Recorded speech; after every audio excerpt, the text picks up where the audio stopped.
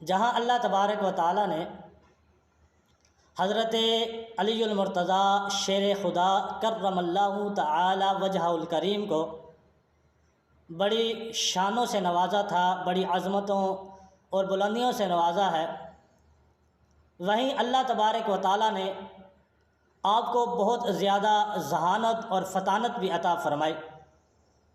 اس حوالے سے ایک واقعہ آپ کی گوش گزار کرتا ہوں۔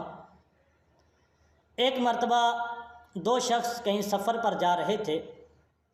راستے میں جاتے ہوئے انہیں بھوک لگی اور بیٹھ کر مل کر کھانے لگے۔ ایک شخص کے پاس تھی 5 روٹیاں اور ایک شخص کے پاس تھی 3 روٹیاں۔ اتنے میں ایک اور شخص آیا، اس نے انہیں سلام کیا اور انہوں نے اس شخص کو کھانے کی دعوت دی۔ اب تینوں مل کر کھانا کھانے لگے۔ کھانا کھانے کے بعد جو بعد میں شخص آیا تھا اس نے 8 درہم انہیں دیے اور چلا گیا۔ اب جو 5 روٹیاں تھیں جس کے پاس، وہ شخص کہنے لگا کہ میرے پاس 5 روٹیاں تھیں، لہذا میں 5 درہم رکھتا ہوں، اور آپ کے پاس 3 روٹیاں تھیں، آپ 3 درہم رکھیے۔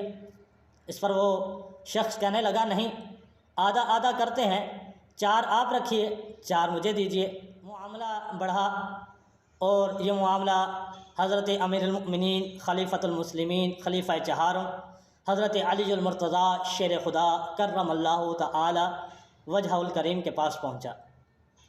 جب آپ کے پاس یہ معاملہ پہنچا تو آپ رضی اللہ تعالیٰ عنہ نے اس 3 روٹیوں والے سے فرمایا کہ جب یہ تجھے بخوشی 3 درہم دے رہا ہے تم کیوں نہیں رکھ لیتے، حالانکہ تم 1 درہم کے مستحق ہو۔ وہ شخص کہنے لگا یا علی رضی اللہ تعالیٰ عنہ، مجھے بھی تو بتائیے کہ میں 1 درہم کا کیسے مستحق ہوں۔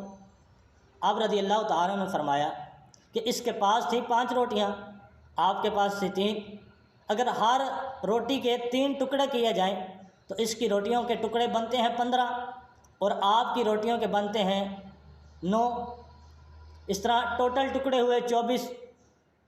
اب 3 بندوں نے کھائے ہیں، اب ہر کسی نے 8 ٹکڑے کھائے ہیں۔